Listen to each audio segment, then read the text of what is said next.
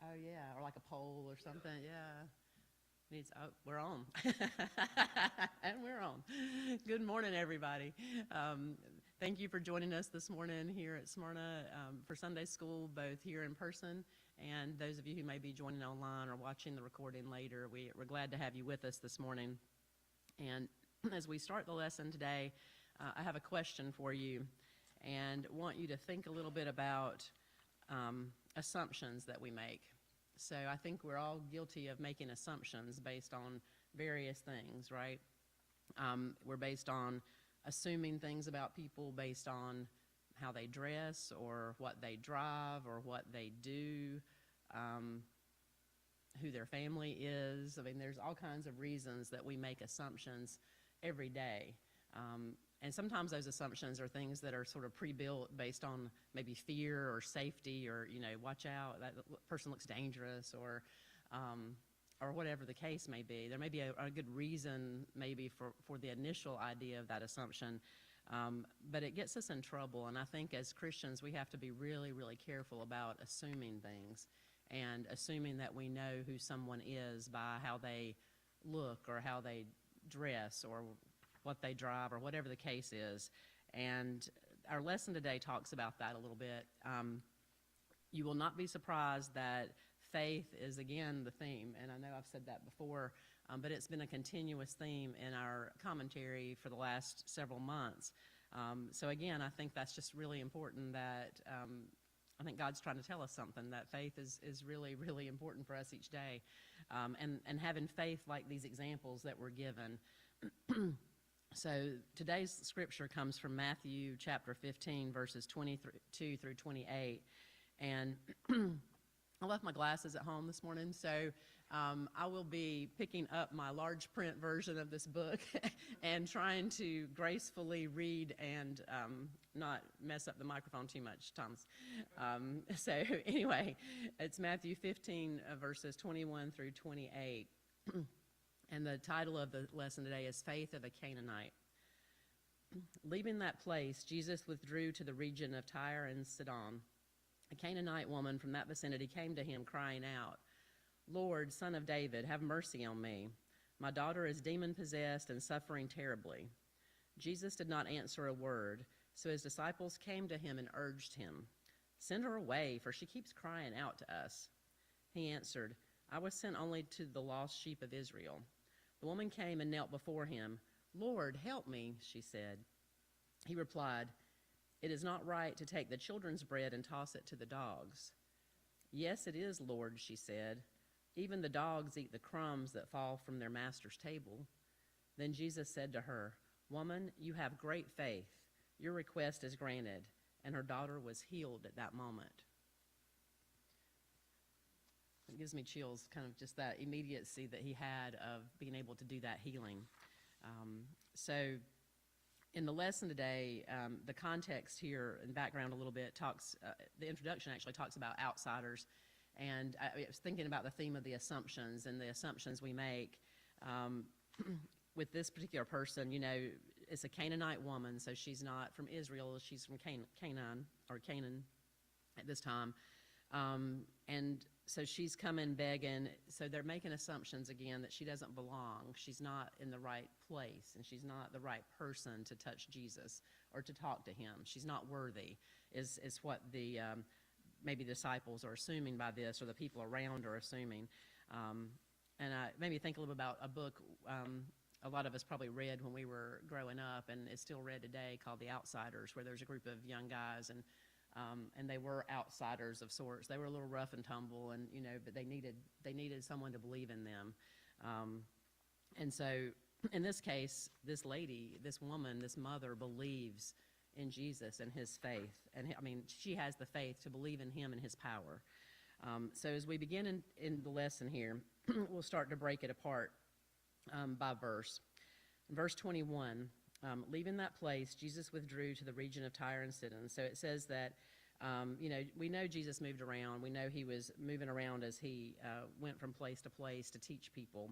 And sometimes he moved away from the crowd. It says he withdrew. So it sounds like he's been around a lot of people, and he's needing that quiet time again to sort of recharge his batteries.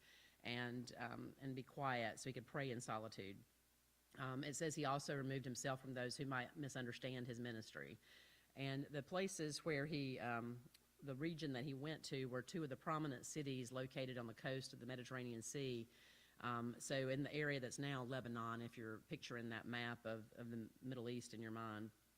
So it says they had a lot of access to maritime trade, so they had a lot of wealth in those areas, but they had prideful leaders. And, we know our pride gets us in trouble, just like the assumptions we were talking about. So just a little background to keep in mind there.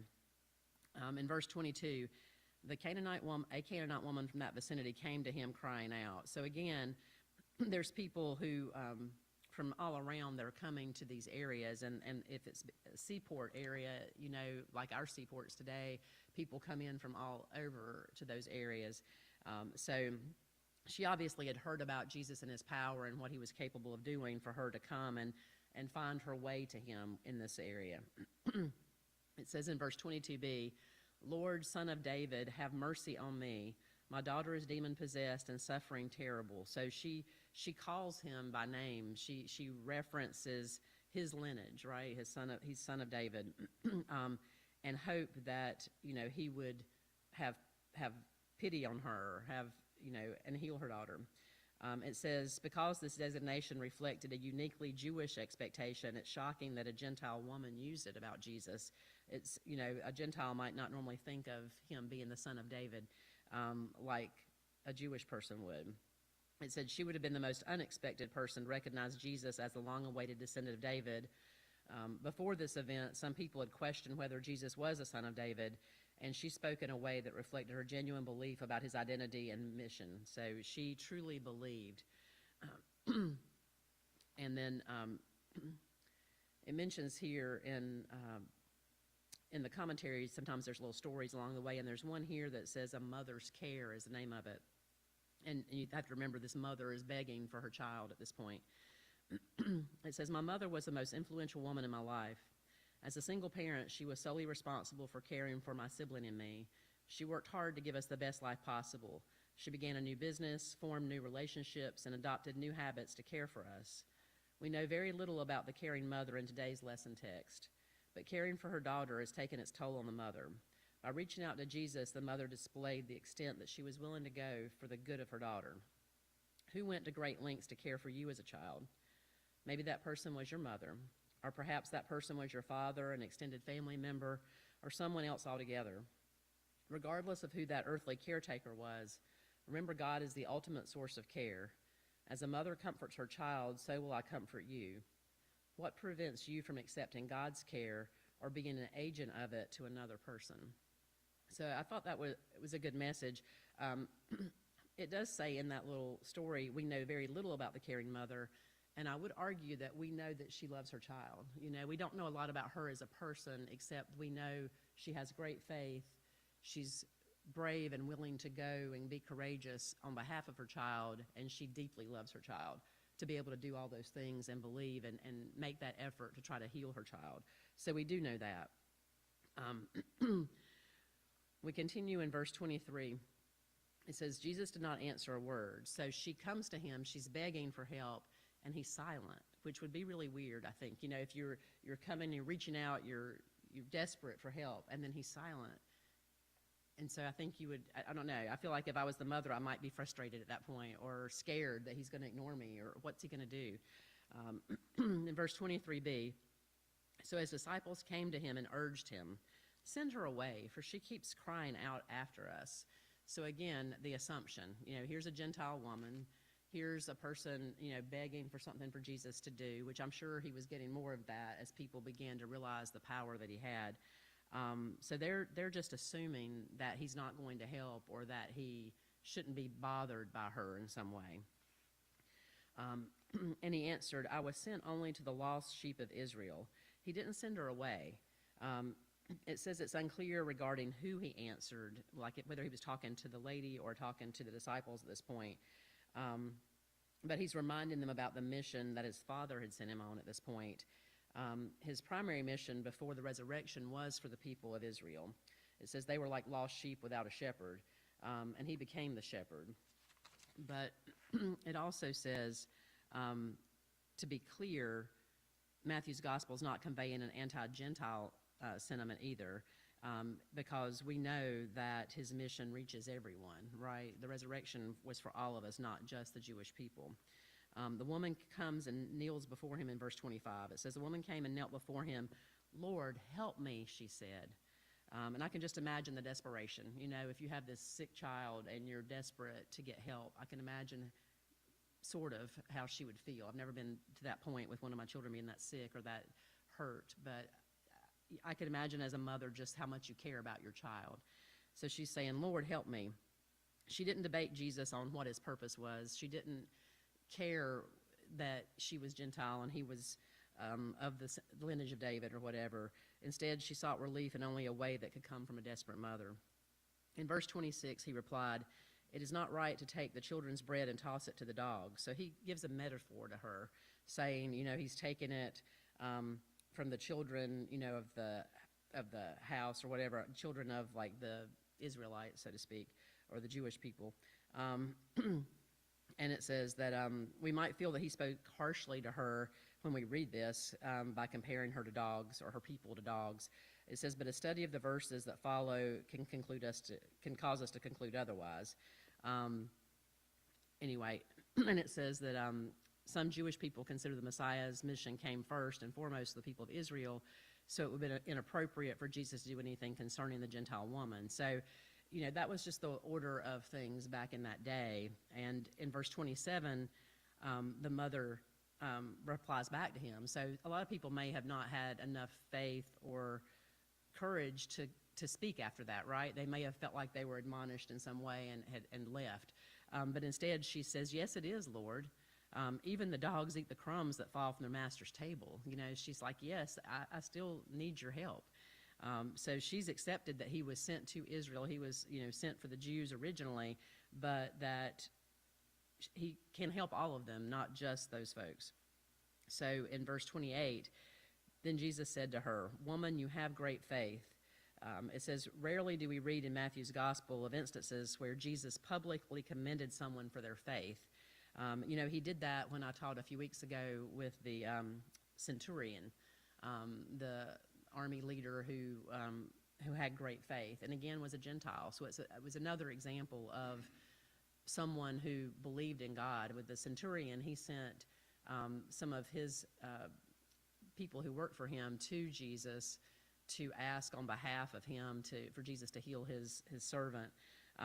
So he too had great faith. So this is two examples within the last few weeks where Jesus is commenting about great faith to someone who's not of Jewish descent, which is just interesting. It said we should not interpret the designation of woman to be one of harshness. It could be used as a term of endearment when Jesus says, woman, you have great faith. In verse 28b, your request is granted, and her daughter was healed at that moment. So here it ties in with that centurion story I just mentioned here in the commentary, that she was healed immediately. And these two occasions are the only times where there's a distant healing. So both with the centurion's servant being healed and with this lady's daughter. The daughter's not with her, according to the message or to the scriptures. But Jesus does this distant healing where, based on the sole faith of the person requesting it, he does the healing. He doesn't go in person and touch the person or anything like that. So the power of all that is pretty amazing. The conclusion for today's lesson is called Great Faith for God's People. It says the woman in today's text was the ultimate outsider to a first century Jewish audience. She was aware of the biases against her. The deck would be stacked against her if she approached a Jewish teacher. Despite that awareness, she came to Jesus anyway. Her desperate situation and her suffering daughter necessitated a bold response. She was truly brave and full of faith to do that. The woman's behavior revealed a persistent and great faith. As a result, she received mercy from the Son of David. She was considered an outsider to some people, but she was an insider because of her life of faith.